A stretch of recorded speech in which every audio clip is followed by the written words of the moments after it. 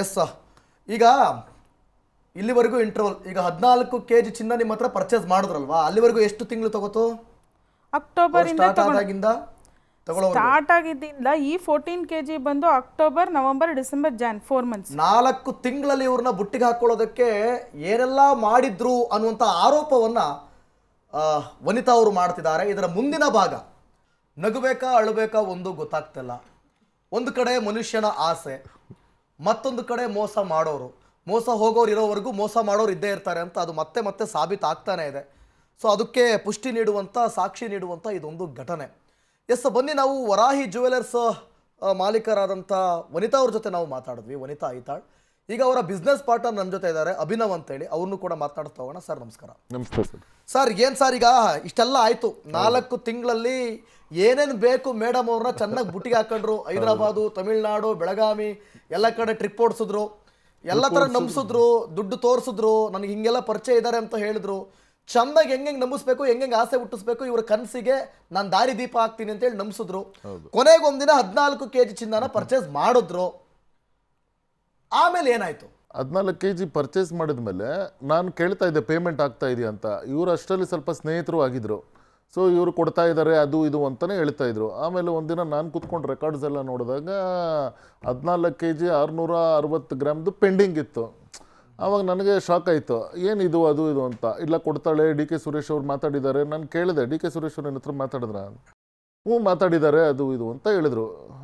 ಸುಮಾರು ಒಂದು 10 ನಿಮಿಷ ಮಾತಾಡಿದ್ರು, 20 ನಿಮಿಷ ಮಾತಾಡ್ರು. ಅವ್ರು ಇನ್ನ ಹತ್ರ ಏನಕ್ಕೆ 10 ನಿಮಿಷ 20 ನಿಮಿಷ ಮಾತಾಡ್ತಾರೆ ಅಂತ ನನಗೆ ಡೌಟ್ ಬಂತು. ಮತ್ತೆ ಒಂದು ಸತಿ ಹಿಂಗೆ ಕೂತ್ಕೊಂಡಿರುವಾಗ ಈಗ ಸುರೇಶ್ ಅಣ್ಣ ಫೋನ್ ಮಾಡ್ತಾರೆ ಅಂತ ಇವ್ರು ಹೇಳಿದರು, ವನಿತಾ ಅವರು ಹೇಳಿದಾಗ ನನಗೆ ಸರಿ ಮಾತಾಡ್ತೀನಿ ಅಂತ ಮಾತಾಡ್ತಾ ಇದ್ರು. ನಾನು ಅಷ್ಟು ದೊಡ್ಡ ಗಣ್ಯ ವ್ಯಕ್ತಿ, ರಾಜಕೀಯದ ತುಂಬ ಪ್ರಭಾವಿ ಅವರು, ಅವ್ರಿಗೆಲ್ಲ ಕೆಲಸ ಎಲ್ಲ ಬಿಟ್ಬಿಟ್ಟು ಇವ್ರ ಹತ್ರ 10 ನಿಮಿಷ 20 ನಿಮಿಷ ಮಾತಾಡ್ತಾರಂತ ನನಗೆ ಡೌಟ್ ಬಂತು. ಇಲ್ಲಿ ಒಂದ್ಸತಿ ಸ್ಪೀಕರ್ ಆನ್ ಮಾಡು ಅಂತಂದೆ. ಸ್ಪೀಕರ್ ಆನ್ ಮಾಡಿದಾಗ ನೋಡಿದ್ರೆ ಅದು ಧರ್ಮನ್ ವಾಯ್ಸು. ನಾನು ಹೇಳಿದೆ, ವನಿತಾ ಇದು ಸುರೇಶ್ ಅಲ್ಲ ಅನ್ಸುತ್ತೆ, ನನಗೇನು ವಾಯ್ಸ್ ಸ್ವಲ್ಪ ಮಿಮಿಕ್ರಿ ಮಾಡ್ದಂಗಿದೆ, ಬಟ್ ನನಗೆ ಡೌಟ್ ಬರ್ತಾ ಇದೆ ಇದು ಧರ್ಮನ್ ವಾಯ್ಸ್ ಅಂತ ನನಗೆ ಡೌಟ್ ಬಂದಿದ್ದು. ಸೊ ಫಸ್ಟ್ ಇದು ಡೌಟ್ ಬಂದಿದೆ ನನಗೆ, ಇದು ಧರ್ಮನ್ ವಾಯ್ಸು ಅಂತ. ಆಮೇಲೆ ಹೇಳಿದೆ, ಇಲ್ಲ ವನಿತಾ ಅಂತ, ಇದು ಸುಳ್ಳು ನಡೀತಾ ಇದೆ, ಇಲ್ಲಿ ಏನೋ ಒಂದು ಎಡವಟ್ಟಾಗ್ತಾ ಇದೆ. ಡೆಫಿನೆಟ್ಟಾಗಿ ವನಿತಾಗೆ ಏನಂದರೆ ಈ ರಾಜಕೀಯ ವ್ಯಕ್ತಿಗಳು ಅವರು ಇವರೇ, ಈ ರಾಜಕೀಯ ವ್ಯಕ್ತಿಗಳನ್ನವ್ರನ್ನ ವನಿತಾ ನೋಡಿದ್ದೇ ಐಶ್ವರ್ಯದಿಂದ. ಈಕೆ ಯಾವಾಗ ನೋಡಿದ್ರು ಲೂಯಿ ವಿಟನ್ ಶೋರೂಮಲ್ಲೇ ಇಡ್ತಾ ಇದ್ಲು. ದಿನಕ್ಕೆ ಒಂದು ನೀವು ಅಲ್ಲೋಗಿ ಈ ಕಡೆ ಬಗ್ಗೆ ಎನ್ಕ್ವೈರಿ ಮಾಡಿದ್ರೆ ಏನೇನು ಪರ್ಚೇಸ್ ಮಾಡಿದಲ್ಲ ಅಂದರೆ ಶಾಕ್ ಆಗಿಬಿಡ್ತೀರ ನೀವು. ಯಾರಾದರೂ ಒಂದು ಲೂಯಿ ವಿಟನ್ನು ಬ್ಯಾಗ್ ತೊಗೋಬೇಕಂದ್ರೆ ಸ್ಟಾರ್ಟ್ ಆಗೋದೇ 5 ಲಕ್ಷ 6 ಲಕ್ಷ. ತಿಂಗಳಿಗೆ 5 6 ಬ್ಯಾಗ್ ತಗೊಂತ ಇದ್ಲು. ಏನ್ ಮಾಡ್ತಾ ಇದ್ದಾರೆ ಐಶ್ವರ್ಯ? ಸೊ ಹಂಗಾದ್ರೆ ಅವ್ರದ್ದು ಲೈಫ್ ಸ್ಟೈಲ್ ಏನು ಅಂತ? ಹಂಗಾದ್ರೆ ಲೈಫ್ ಸ್ಟೈಲ್ ಕೇಳ್ಬಿಟ್ರೆ ಸರ್, ಯಾರು ಈಗ ಇವ್ರು ಯಾರ ತಂಗಿ ಅಂತ ಹೇಳ್ಕೊಂಡಿದ್ದೆಲ್ಲ ಮಾಡಿದಾರೋ ಅವ್ರಿಗಂತೂ ಈ ಲೈಫ್ ಸ್ಟೈಲ್ ಇಲ್ಲ. ಯಾಕಂದ್ರೆ ನಾನು ನೋಡಿದ್ದೀನಿ, ತುಂಬ ಸಿಂಪಲ್ ಆಗಿರ್ತಾರೆ. ಈಕೆಗೆ 4 ಜನ ಬೌನ್ಸರ್ಗಳು, ಒಂದು ಗನ್ ಮ್ಯಾನು, 5-6 ಲಕ್ಸುರಿ ಕಾರ್ಗಳು, ಅದು ಏನು ಜಾಗ್ವಾರು, 2 ಮರ್ಸಿಡಿಸು, ಆಮೇಲೆ ಇರ್ತಾ ಇದ್ದಿದ್ದು. ಇದೆಲ್ಲದಕ್ಕಿಂತ ಒಂದು ವಿಷಯ ಶಾಕಿಂಗ್ ಏನು ಅಂತಂದರೆ, ಆಕೆ ನಮಗೆ ಪರಿಚಯ ಆಗಿ ಸುಮಾರು 1.5 ವರ್ಷದಲ್ಲಿ 1 ವರ್ಷ ಆಕೆ ಜಾಸ್ತಿ ಮಲಗ್ತಾ ಇದ್ದಿದ್ದೆ ಶೆರಿಟನ್ ಹೋಟೆಲಲ್ಲಿ. ಅದು ಶೆರಿಟನ್ ಹೋಟೆಲಲ್ಲಿ ಈಕೆ ಯಾವುದೋ ಒಂದು ಡೀಲಕ್ಸ್ ರೂಮು, ಸೂಟ್ ರೂಮಲ್ಲೂ ಇರ್ತಾರಲ್ಲ, ಪ್ರೆಸಿಡೆನ್ಷಿಯಲ್ ಸೂಟಲ್ಲಿ ಇಡ್ತಾ ಇದ್ಲು. ತುಂಬ ಹುಷಾರಿಲ್ಲ ಅಂತ ನಮ್ಗೆ ಸುಳ್ಳು ಹೇಳಿದ್ಲು. ನಾನು 120 kg ಇದ್ದೆ, 110 kg ಇದ್ದೆ ಅಂತ. ಆಮೇಲೆ ಗೊತ್ತಾಯಿತು ಇದನ್ನು ಸರ್ಜರಿ ಮಾಡ್ಕೊಂಡಿದ್ದು ಡಾಕ್ಟರ್ ಗಿರೀಶ್ ಅವ್ರ ಹತ್ರ ಅಂತ.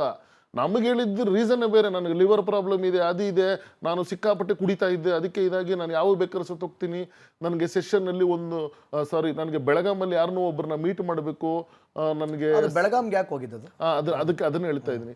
ನಾನು ಬೆಳಗಾಂಗೆ ಹೋಗ್ಬೇಕು ವನಿತಾ, ನನಗೆ ಸ್ವಲ್ಪ ಜೊತೆಯಲ್ಲಿ ನೀನು ಸಹಾಯ ಮಾಡ್ತೆ, ನನಗೆ ಟೈಮ್ ಸರಿಯಾಗಿ ಔಷಧಿಗಳು ಕೊಡೋಕ್ಕೆ ಸಹಾಯ ಮಾಡ್ತೆ ಅಂತ ಕರ್ಕೊಂಡೋದ್ರು. 2 ದಿನ ಅಂದರು. ಇವ್ರು 2 ದಿನ ಎಲ್ಲ ಆಗಲ್ಲ, ಒಂದಿನ ಇಲ್ಲ ಕಣೆ, ಬೆಳಗ್ಗೆ ಹೋಗ್ಬಿಟ್ಟು ನೆಕ್ಸ್ಟ್ ಡೇ ಬಂದ್ಬಿಡೋದು ಅಂದರು. ಅಲ್ಲಿ ಹೋಗಿ ನೋಡ್ತಾರೆ, ನಾವು 2 ದಿನ ಇದ್ದಿದ್ದು 10 ದಿನ ಆಗೋಯ್ತು. ನಾನು ಏನು ಮಾಡ್ತಾ ಇದೆಯಾ ಇವ್ರು ಇತ್ಕೊಂಡು ನಾನು ಫೋನ್ ಕೇಳಿದೆ, ಇಲ್ಲಿ ಬಿಸ್ನೆಸ್ಸು ಅದು ಇದೆಲ್ಲ ಇದೆ, ನೀವೇನು ಮಾಡ್ತಾ ಇದ್ದೀರಾ ಬೆಳಗಾಮಲ್ಲಿ ಅಂತ ಕೇಳಿದರೆ, ಏನೋ ಗೊತ್ತಿಲ್ಲ, ಇಲ್ಲಿ ಸೆಷನ್ ಇದೆ, ಬರೀ MLA ಗಳಿದ್ದಾರೆ, ಬರೀ ಮಿನಿಸ್ಟರ್ಗಳಿದ್ದಾರೆ, ನನಗೆ ಏನು ಮಾಡಬೇಕಂತನೂ ಗೊತ್ತಾಗ್ತಾ ಇಲ್ಲ, ನನ್ನ ರೂಮಿಂದ ಆಚೆ ಬರೋಕ್ಕೆ ನನಗೊಂಥರ ಆಗ್ತಾ ಇದೆ. ಈಕೆ ಏನು ಮಾಡ್ತಿದ್ದಾಳೆ, ಹುಷಾರಿಲ್ಲ ಅಂತ ಹೇಳಿದವಳು, ಎಲ್ಲ MLA ಗಳ ಜೊತೆನೇ ಇರ್ತಾಳೆ, ಎಲ್ಲ ಮಿನಿಸ್ಟರ್ಗಳ ಜೊತೆ ಇರ್ತಾಳೆ. ಈಕೆ ಯಾವ MLA ಮಿನಿಸ್ಟರ್ ಅಂದ್ಬಿಟ್ಟು 10 ದಿನ ಬೆಳಗಾಮಲ್ಲಿ ನಡೆಯೋ ಸೆಷನ್ನಲ್ಲಿ ಕುತ್ಕೊಂಡಿದ್ರು. ಆ ಸೆಷನ್ನಲ್ಲಿ ಈಕೆಗೆ ವಿನಯ್ ಕುಲಕರ್ಣಿ ಅವರು ಪರಿಚಯ ಇದ್ರು. ರಾಜಕಾರಣಿಗಳು ಲಿಂಕ್ಸ್ ಇದೆ ಅವರಿಗೆ, ಫುಲ್ ಇದೆ, ಎಲ್ಲ ಅವ್ರ ಸಪೋರ್ಟ್ ಇದೆ, ಎಲ್ಲರೂ ಇದ್ದಾರೆ ಸರ್. ಅಂದ್ರೆ ಈಕೆ ಮಾಡೋದೆಲ್ಲ ಅವ್ರಿಗೆ ಗೊತ್ತಿರ್ಬೋದು, ನಿಮ್ಮ ಪ್ರಕಾರ ಗೊತ್ತಿರ್ಬೋದು.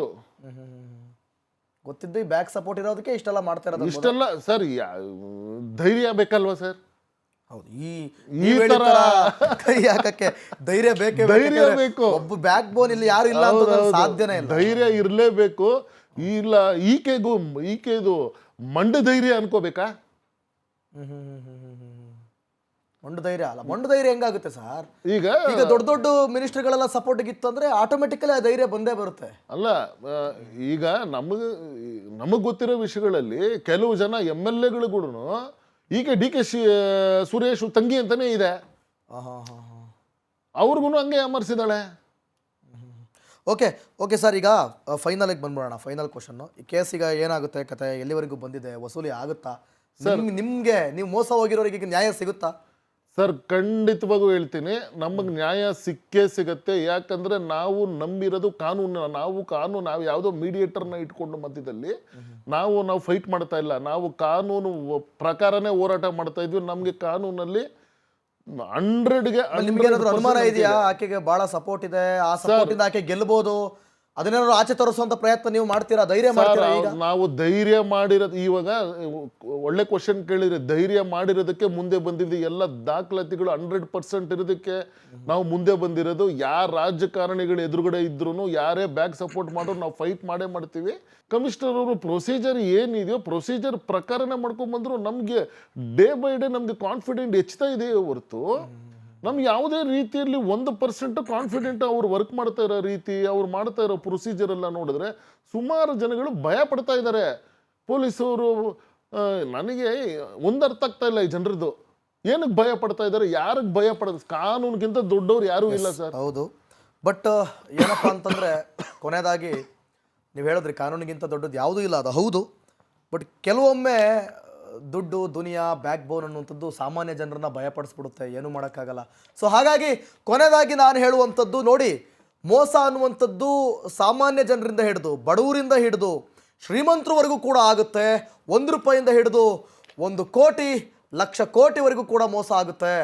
ಸೊ ಹಾಗಾಗಿ ಮೋಸ ಮಾಡೋರು ಇರೋವರೆಗೂ, ಮೋಸ ಹೋಗೋರು ಇರೋವರೆಗೂ ಮೋಸ ಮಾಡೋರು ಇದ್ದೇ ಇರ್ತಾರೆ ಅಂಥೇಳಿ ಇದಕ್ಕೂ ಕೂಡ ಸಾಕ್ಷಿ. ಸೊ ಈ ರೀತಿ ಒಂದು ವೇಳೆ ನೀವು ಮಾಡ್ತಿರುವಂಥ ಆರೋಪ ಎಲ್ಲವೂ ಕೂಡ ಸತ್ಯವಾಗಿದ್ದು, ಅದಕ್ಕೆ ಕಾನೂನು ಕೂಡ ಸಪೋರ್ಟ್ ಮಾಡಿ ಕೊನೆಗೆ ಅವರಿಗೆ ಅವೆಲ್ಲವೂ ಕೂಡ ಸಾಬೀತಾದರೆ ಅವ್ರಿಗೂ ಕೂಡ ಶಿಕ್ಷೆ ಆಗಲಿ, ಮತ್ತು ಯಾರೆಲ್ಲ ನೀವು ಆರೋಪಗಳು ಮಾಡ್ತಾ ಇದ್ದೀರಾ ಅವರು ಕೂಡ ನೇರವಾಗಿ ಬಂದು ಇವ್ರು ಹೇಳ್ದಂಗೆ ಪೊಲೀಸ್ ಕಂಪ್ಲೇಂಟ್ ಕೊಡ್ಬೋದು. ಜೊತೆಗೆ ಯಾರೆಲ್ಲ ಈ ರೀತಿಯಾದಂಥ ಬಿಸ್ನೆಸ್ಸನ್ನು ನೀವು ಮಾಡ್ತಾ ಇದ್ದೀರಿ, ದಯವಿಟ್ಟು ಎಚ್ಚರ ಎಚ್ಚರ ಎಚ್ಚರ. ಯಾಕಂತಂದರೆ ಇವತ್ತಿನ ಕಲಿಯುಗದಲ್ಲಿ ಯಾವ ರೀತಿ, ಯಾವ ಆಯಾಮದಲ್ಲಿ, ಯಾವ ವೇಷದಲ್ಲಿ ಬಂದು ನಿಮ್ಮನ್ನು ನಂಬಿಸಿ ಸ್ನೇಹ ಸಂಬಂಧವನ್ನು ಗಳಿಸಿ ಹೇಗೆ ಬೇಕಾದರೂ ನಿಮ್ಮನ್ನು ಮೋಸ ಮಾಡ್ಬೋದು, ನಿಮಗೆ ಅನ್ಯಾಯ ಮಾಡ್ಬೋದು. ಸೊ ಹಾಗಾಗಿ ಮೈಯೆಲ್ಲ ಕಣ್ಣಾಗಿರಿ, ಮೈ ತುಂಬ ಎಚ್ಚರವಾಗಿರಿ ಅಂತ ನಾವು ರಿಪಬ್ಲಿಕ್ ಕನ್ನಡದ ಮೂಲಕ ನಿಮಗೆ ಮನವಿಯನ್ನು ಮಾಡ್ಕೊಳ್ತಾ ಇದ್ದೀವಿ. ತಪ್ಪಿತಸ್ಥರಿಗೆ ಶಿಕ್ಷೆ ಆಗಲಿ ಅಂತಲೂ ಕೂಡ ನಾವು ಕೇಳ್ಕೊಳ್ತಾ ಇದ್ದೀವಿ. ಎಸ್.